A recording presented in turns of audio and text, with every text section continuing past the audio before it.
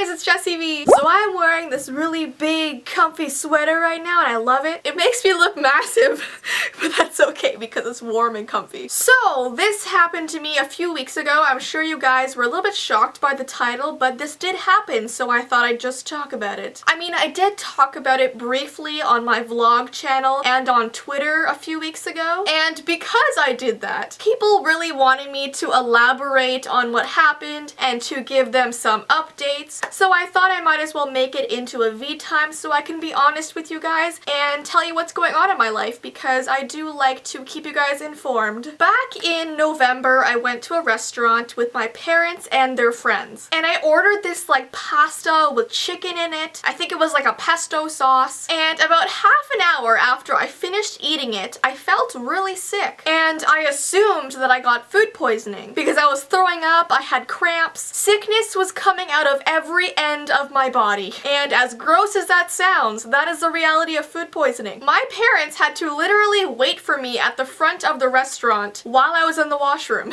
and for some reason they really wanted to go to Walmart on the way home, and I was like, really? You guys need to do this now? Of all times when I'm sick. But it was alright because I wasn't feeling that bad anymore. I felt like I had got it all out in the restaurant bathroom.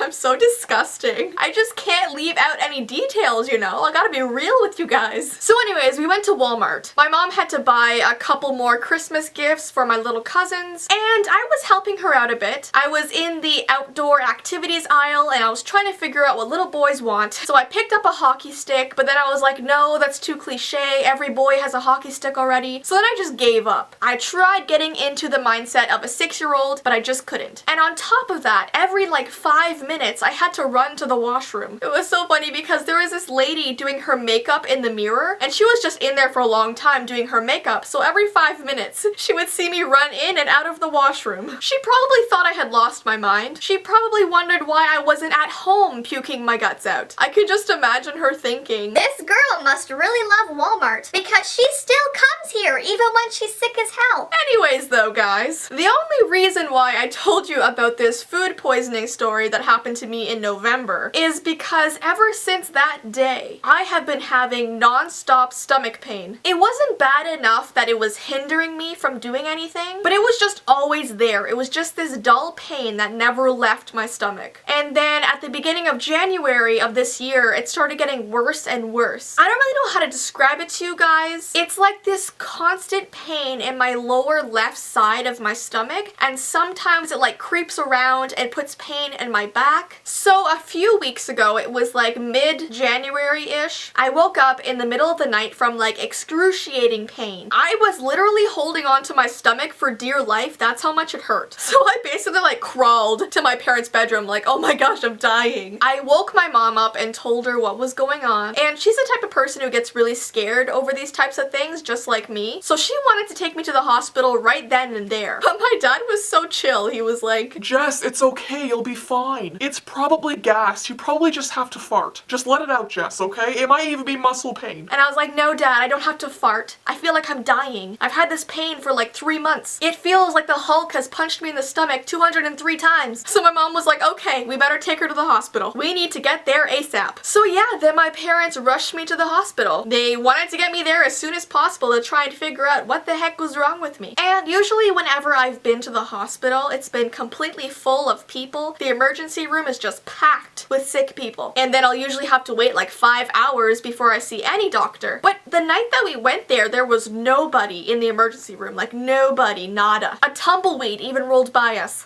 No. So I was super lucky for once in my life, and I just had to wait about an hour before I saw a doctor. While we were waiting, my parents went to the Tim Hortons in the hospital to get some food, and they're sitting there beside me eating bagels and drinking coffee, and I just feel sick, so I don't want to see any food. It's like, really? Do you have to eat in front of me right now? Right now? And I don't know what it is, like this is so irrational of me, but I can never eat food in hospitals. I feel like the air has like sickness particles that contaminate the food or something.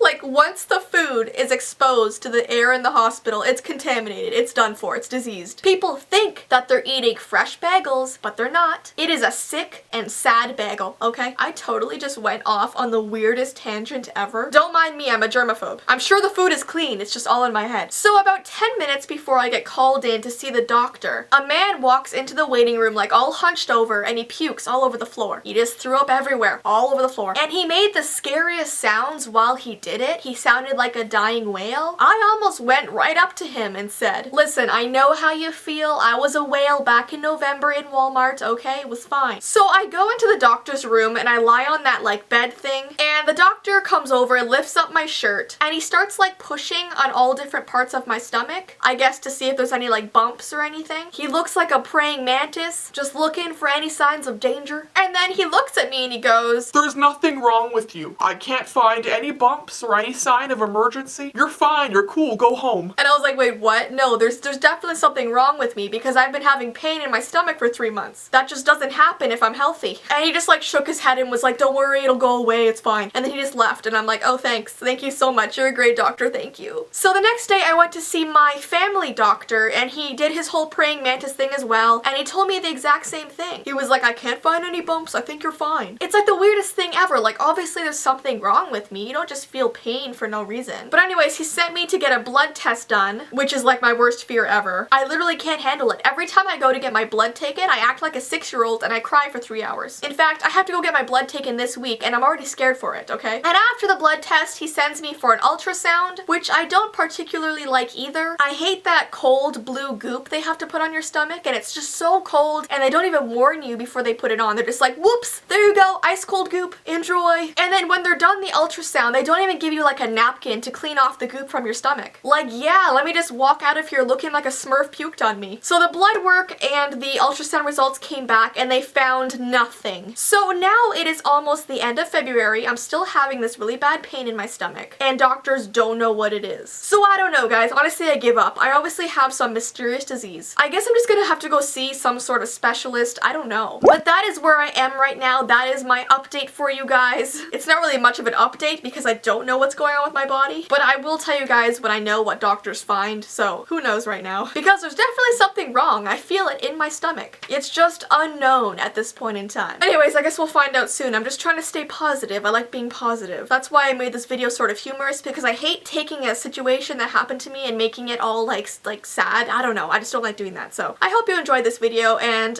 yeah, just I hope everything's okay with me. And as usual, guys, my social media information is below, along with my vlog channel and my P.O. box information, so check that out. And until next time, guys, bye!